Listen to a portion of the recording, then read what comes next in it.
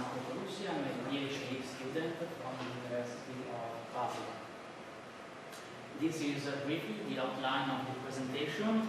First of all, motivation and overview on residual stresses, then theoretical background of the peak stress method to apply the non-stress intensity factor approach in combination with coarse finite element analysis, then the basis of numerical simulation of welding process through a dedicated finite element software, Sysweld, then a case study of which we tested the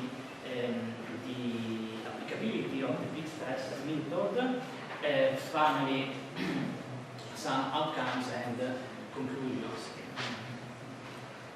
In the design process of a component, external loads are typically considered because clearly important, but there are many other features, for example, structural defects and residual stresses which can affect the resistance of a component.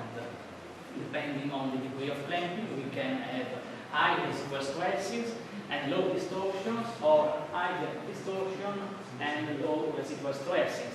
In both cases, we can have risk of process failure. In the first case, because residual stresses can combine critically with the service load. In the second case, because we can reach, for example, the fitness for service.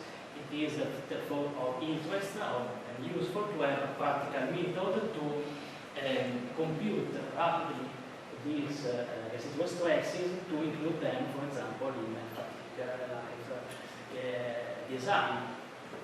In our opinion, a rapid method can be found in the so-called peak stress method, which it has been shown in the literature that meets industrial needs, which are reliability, easy to employ, and short computational times.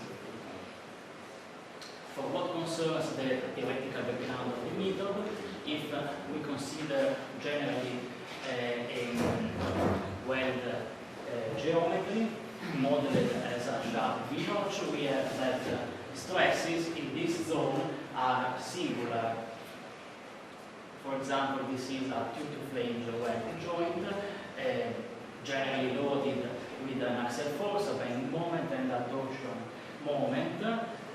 We have a zone enough close to the weld toe or the weld root, in which we have no more nominal stresses, but we have a stress riser, and the stress fields are dominated by the so-called notch stress intensity factors, which can be mod 1, mod 2, and mod 3, in a similar way to the classical stress intensity factors of the fracture mechanics. They are the natural extension to open notches.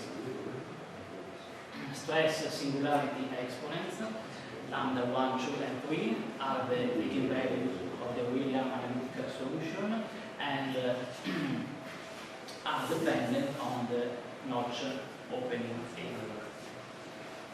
One of the classical critics performed to this approach is that we compute a notch stress intensity factor, like compute stress intensity factor, is a really expensive computational operation because the whole field along the notch receptor is needed and needs to be computed.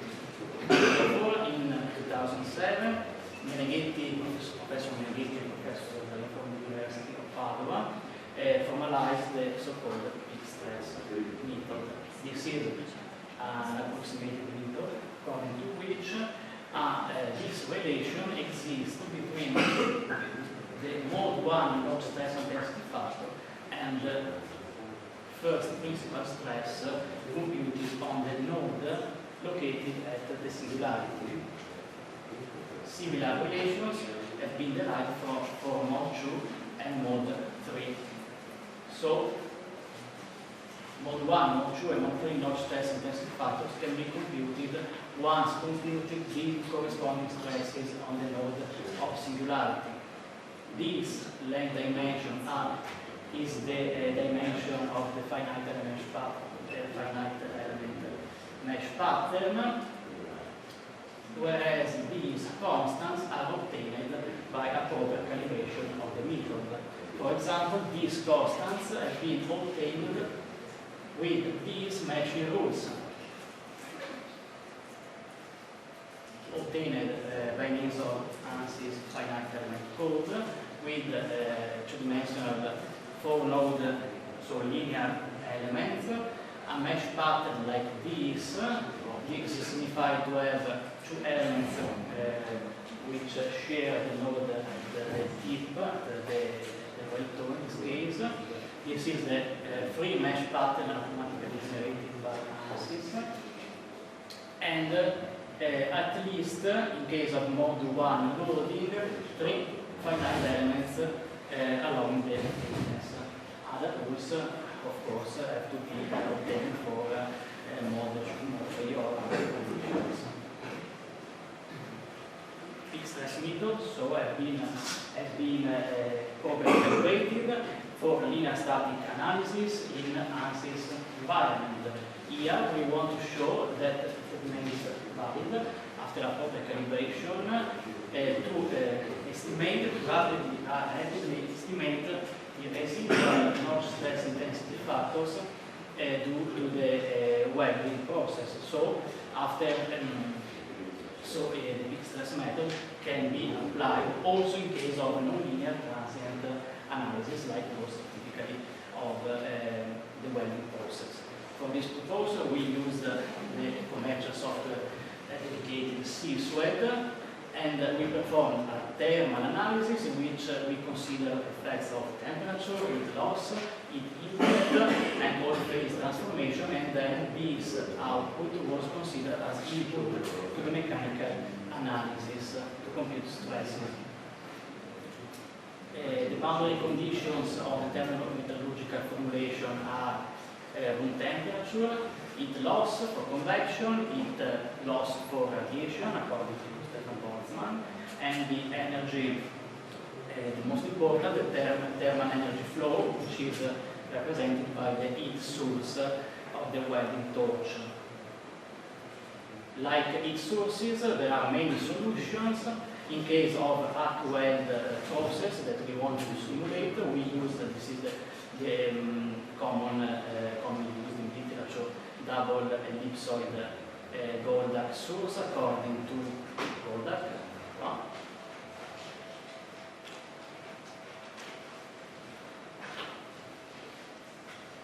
And as material properties, we consider thermal properties, strain hardening, Young modulus, Poisson coefficient, and thermal expansion coefficient independent from temperature, because it is well proven in the literature that they slightly affect residual stresses, whereas as the most important is the yield stress trend dependence on the temperature. We use a root linear function and a constitutive law of perfect plasticity.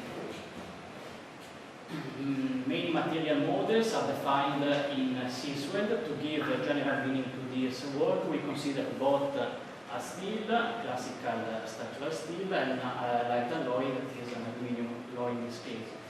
In the case of steel, we consider all phase transformations that are automatically considered by Sysweld once provided the CCT diagrams.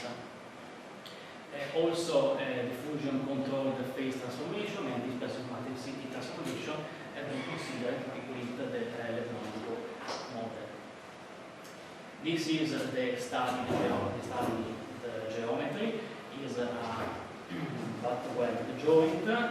We consider this geometry because already studied by Professor Ferro in the literature, and for which it has been proven that residual stresses at the weld toe are singular and follow the Williams analytical solution.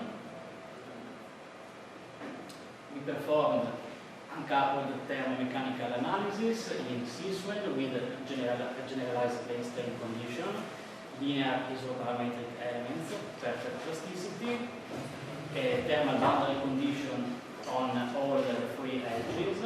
The welding torch was centered here.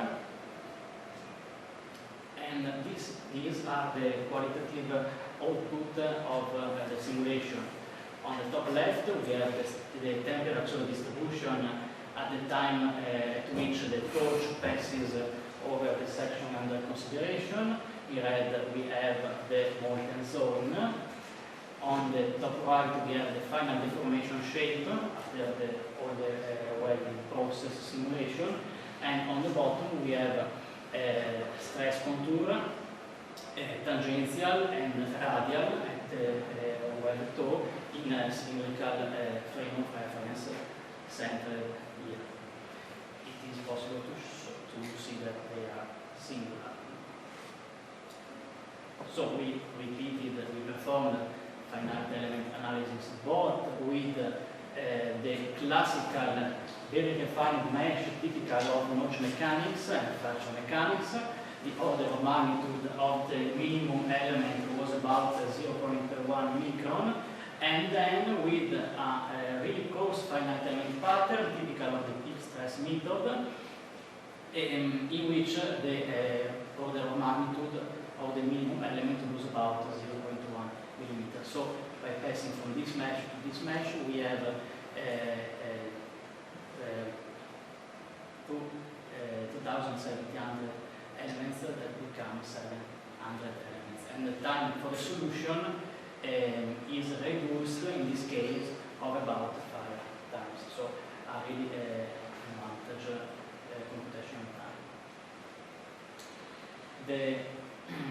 To give general meaning to the simulation, we consider, we have seen different materials, but we changed also the power input, the joint dimension, and the finite element size.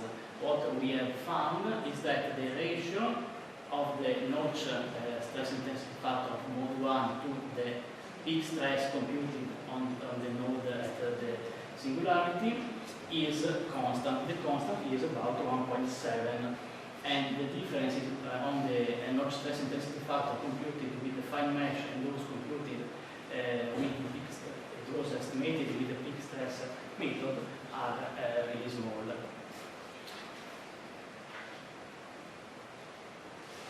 In conclusion, with this work, we investigated the accuracy of the peak stress method in the estimation of residual notch stress intensity factor, and what we have found is that the ratio between the residual notch stress intensity factor of mode 1 and the peak stress value is constant for a given mesh pattern, and therefore the peak stress method appears suitable for a rapid coarse mesh based evaluation of this residual notch stress intensity factor in a Sysweld environment. Next steps are to perform a proper calibration of the method with different joints, different mesh sizes, and then to extend the ease applicability to three-dimensional condition and maybe to other software different from Sysweld. Thank you.